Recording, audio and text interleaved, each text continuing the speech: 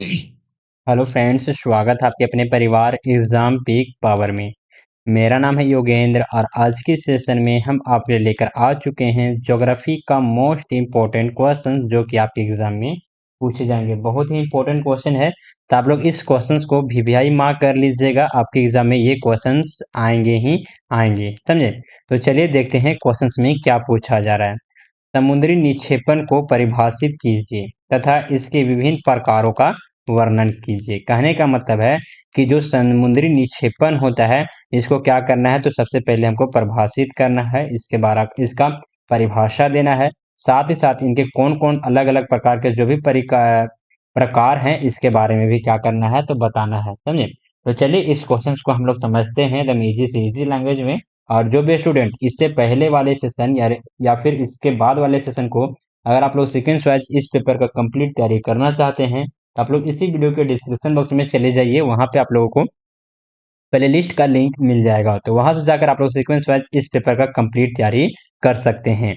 तो चलिए देखिए इसका उत्तर यहाँ से स्टार्ट हो जाता है। तो उत्तर में हम लोग क्या लिखेंगे, तो समुद्री निक्षेपण की परिभाषा इसी का आ जाता है।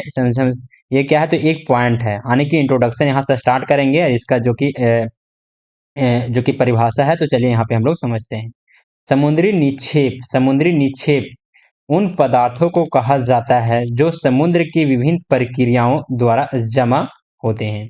कहने का मतलब है कि जो समुद्री निक्षेप है किसको कहा जाता है, किन पदार्थों को कहा जाता है, तो समुद्री निक्षेप उन पदार्थों को कहा जाता है जो समुद्र में विभिन्न प्रक्रियाएं, यानी कि बहुत अलग अलग तरह के क्या होते हैं, प्रक्रियाएं होते हैं।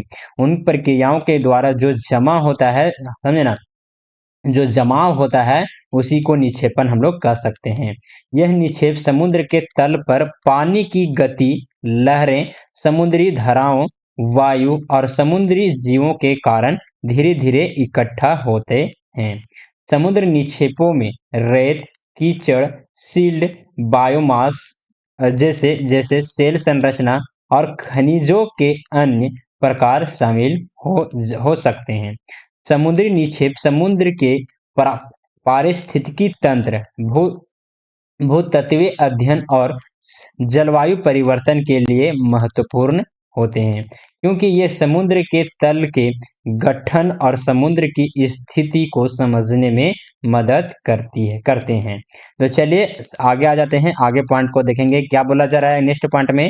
तो समुद्री निक्षेपों के प्रकार, समुद्री निक्षेपों के प्रकार क्या क्या हैं, तो चलिए इसे भी हम लोग समझते हैं।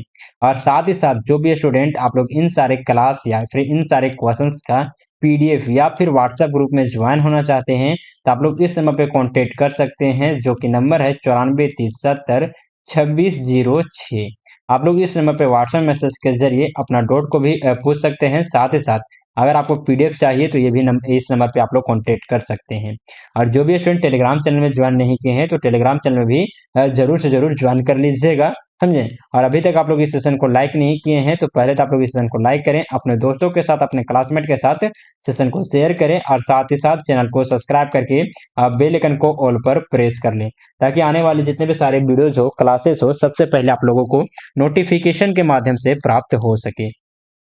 तो चलिए हम लोग आगे आ जाते हैं, अपने क्लास में आ जाते हैं। समुद्री निक्षेपों के प्रकार कौन कौन से हैं, तो हम लोग लिखेंगे क्या, तो समुद्री निक्षेपों को उनके उत्पत्ति एक सेकेंड, उत्पत्ति के स्रोत के आधार पर निम्नलिखित प्रकारों में वर्गीकृत किया जा सकता है। किस स्वरूप में इसका विभाजित किया गया है, वर्गीकृत किया गया है, तो ध्यान में रखिएगा समुद्री निक्षेपों को उनके उत्पत्ति, ध्यान में रखिएगा उनके उत्पत्ति के स्रोत के आधार पर निम्नलिखित प्रकारों को क्या किया गया है, तो वर्गीकृत किया गया है। तो चलिए आ जाते हैं, जो कि फर्स्ट वर्गीकृत है, फर्स्ट इसका प्रकार है क्या, तो शारीरिक निक्षेप। शारीरिक निक्षेप क्या है, तो इसके बारे में सबसे पहले विवरण को समझेंगे। यह प्रकार के निक्षेप मुख्यतः भूमि से महासागर में बहकर आते हैं, जैसे नदियों, हवाओं और बर्फ के माध्यम से। इन्हें भूमि उत्पन्न निक्षेप भी कहा जाता है। इन्हें क्या कहा जाता है, तो भूमि उत्पन्न निक्षेप कहा जाता है। और ये क्या होता है, तो भूमि से आने किसी भी स्थल भाग से महासागर में बहकर आते हैं। समझे ना, बहकर कोई भी पदार्थ आते हैं। जैसे मतलब कि जैसे किससे आते हैं, तो नदियों से आते हैं, हवाओं के माध्यम से आते हैं, बर्फ के भी माध्यम से ये आते हैं। समझे ना, कहाँ पे, तो महासागर में। तो चलिए अब इसकी उत्पत्ति को हम लोग समझेंगे। भूमि से निकले हुए कण जैसे रेत, सील्ड और मिट्टी समुद्र में जमा होते हैं। यह निक्षेप तटीय क्षेत्रों में अधिक पाया जाता है। यानी कि जो निक्षेप है, भूमि उत्पन्न निक्षेप, या फिर इसको हम लोग क्या कह सकते हैं, इसको कह सकते हैं शारीरिक निक्षेप। ये अधिकांश कहाँ पे देखने को मिलता है, तो तटीय क्षेत्रों में ये अधिक देखने को मिलता है। तो चलिए अब इसके प्रकार को भी हम लोग समझेंगे, जिसमें आता है रेत और सील्ड। रेत और सील्ड कहने का मतलब है कि तटीय क्षेत्रों में कण जमा होते हैं, जिसमें से कंकड़ और कंक्रीट समुद्र के किनारे और मुहाने पर बड़े कणों के रूप में पाए जाते हैं। कौन सा, तो कंकड़ और कंक्रीट ये कहाँ पे पाए जाते हैं, तो समुद्र के किनारे और मुहाने पर बड़े कणों के रूप में क्या होते हैं, तो पाए जाते हैं। तो चलिए अब आ जाते हैं, नेक्स्ट प्रकार आ जाता है क्या, तो जैविक निक्षेप। जैविक निक्षेप क्या है ना, इसका विवरण पहले हम लोग समझेंगे। तो यह निक्षेप समुद्र के जीवों के अवशेषों से उत्पन्न होते हैं, जैसे शंख, मछलियां की हड्डियां, को कोरल और अन्य समुद्री जीव के अवशेष। कहने का मतलब है कि कोई भी समुद्री जीव, समुद्र में बहुत सारे, महासागरों में बहुत सारे जीव रहते हैं, जैसे मछली हो गया, शंख भी आप लोग कह सकते हैं, साथ ही साथ कोरल भी कह सकते हैं। अन्य प्रकार के बहुत सारे समुद्री जीव होते हैं। अब उनका क्या होता है, जब उनका मृत्यु हो जाता है किसी कारणवश, तो क्या होते हैं, तो समुद्री के तल पे या फिर कहीं पे भी जाकर क्या करते हैं, तो एक जमा हो जाता है, जमाव हो जाता है। समझे ना, उसी को कहा जाता है क्या, तो जैविक निक्षेप कहा जाता है। अब इसका उत्पत्ति के बारे में हम लोग देखेंगे। तो जब समुद्री जीव मर जाते हैं, तो उनके शाख, कंकाल और अन्य अवशेष समुद्र के तल पर जमा होते हैं। समय के साथ इन अवशेषों के संकुचन और समेकन से ये जैविक निक्षेप बनते हैं। चलिए अब आगे आ जाते हैं, इसके प्रकार को हम लोग समझेंगे, जिसमें आता है कोलास। कोलास क्या है, इसके कोरल के अवशेषों से बना एक प्रकार का क्या है, तो निक्षेप है। समझे ना। नेक्स्ट में आ जाते हैं फासिल सेल्स। शंखों और अन्य जीवों के अवशेषों से बना क्या है, तो निक्षेप है। यानी कि शंखों और अन्य जीवों के जो अवशेष से बना निक्षेप है, उसको क्या कहा जाता है, तो फासिल सेल्स कहा जाता है। समझना। तो चलिए आगे आ जाते हैं, अगला प्रकार आ जाता है, पॉइंट नंबर 3 को हम लोग समझेंगे, रासायनिक निक्षेप। रासायनिक निक्षेप क्या है, तो इसका विवरण हम लोग समझेंगे। ये निक्षेप समुद्र के पानी में घुली हुई खनिजों की आयन संयोजन से उत्पन्न होते हैं, जैसे कि नमक और गंधक यौगिक। अब इसकी उत्पत्ति किस प्रकार से होती है, तो जब समुद्र में पानी का वाष्पीकरण होता है, तो उसमें घुली हुई खनिजों की मात्रा बढ़ जाती है, और यह खनिजों में क्रिस्टलीकरण के रूप में तल में जमा हो जाते हैं। अब चलिए इसका प्रकार को हम लोग समझेंगे, कौन कौन से प्रकार हैं। तो सबसे फर्स्ट में आ जाता है जो कि नमक, यानी कि साल्ट। समुद्र के पानी के वाष्पीकरण से नमक जमा होता है, जैसे सोडियम क्लोराइड। आगे आ जाते हैं गंधक यौगिक। गंधक यौगिक क्या है, तो गंधक के यौगिकों का जमा होना, इसी को क्या कहा जाता है, तो गंधक यौगिक कहा जाता है।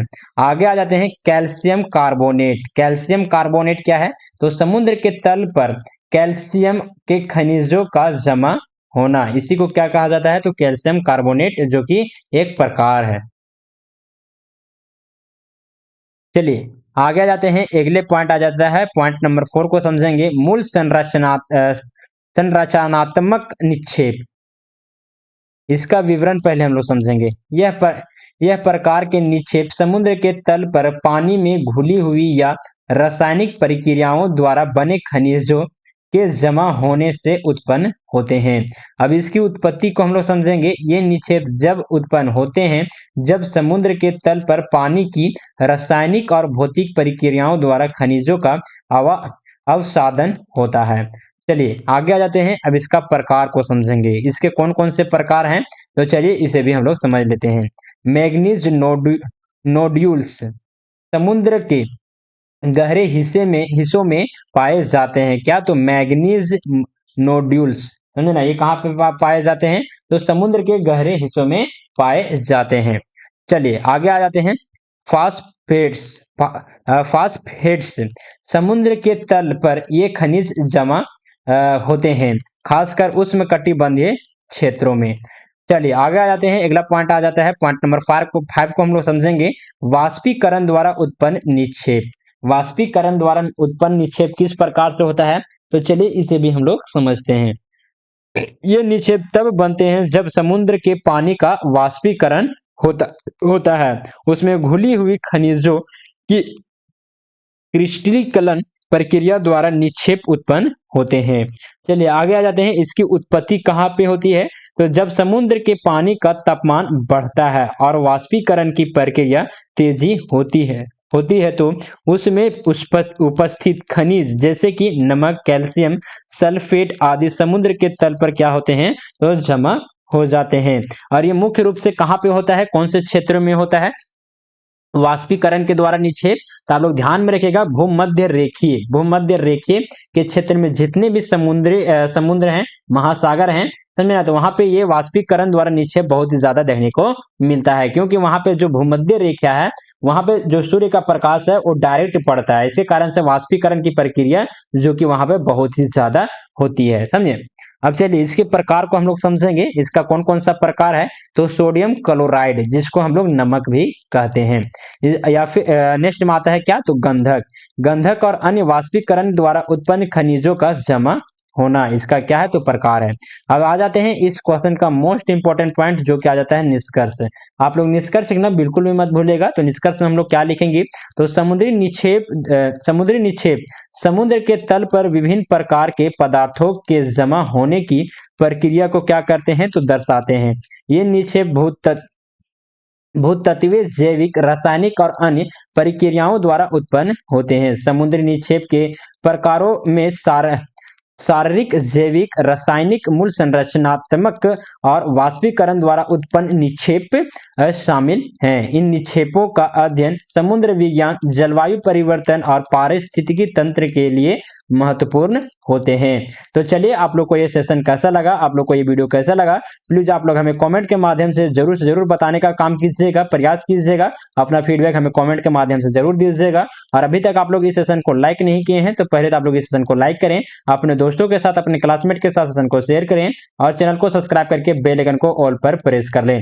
और यहाँ पे देखिए बहुत सारा जो कि कंटेंट इसी पेपर का तैयार कर लिया गया है, तो आप लोग को इसी तरह से सीक्वेंस वाइज इस पेपर का कंप्लीट तैयारी करवाया जाएगा। तभी तक आप लोग हमारे इस चैनल को सब्सक्राइब नहीं किए तो चैनल को जरूर सब्सक्राइब कर लीजिएगा। और जो भी स्टूडेंट इस पेपर का अगर आप लोग कंप्लीट तैयारी करना चाहते हैं एकदम बेहतर तरीके से, आप लोग इसी वीडियो के डिस्क्रिप्शन बॉक्स में चले जाइएगा, वहां पे आप लोगों को प्लेलिस्ट का लिंक मिल जाएगा, तो वहां से जाकर आप लोग इस पेपर का कंप्लीट तैयारी कर सकते हैं। साथ ही साथ जो भी स्टूडेंट पीडीएफ या फिर व्हाट्सएप ग्रुप में ज्वाइन होना चाहते हैं, तो आप लोग इस समय पे कांटेक्ट कर सकते हैं, जो कि नंबर है 9430702606। ये नंबर आपको इसी वीडियो के डिस्क्रिप्शन बॉक्स में मिल जाएगा, तो वहां से भी जाकर आप लोग नोट कर सकते हैं, या फिर स्क्रीन पर भी शो कर रहा होगा। टेलीग्राम चैनल में ज्वाइन होना बिल्कुल मत भूलिएगा, वहां पे क्लास रिलेटेड, एग्जाम से रिलेटेड सारे के सारे अपडेट वगैरह भी आप लोग को वहां पे दे दिए जाते हैं। तो चलिए सेशन को यहीं पर एंड अप करते हैं, मिलते हैं आप लोग से अगले सेशन में, तब तक के लिए जय हिंद, वंदे मातरम।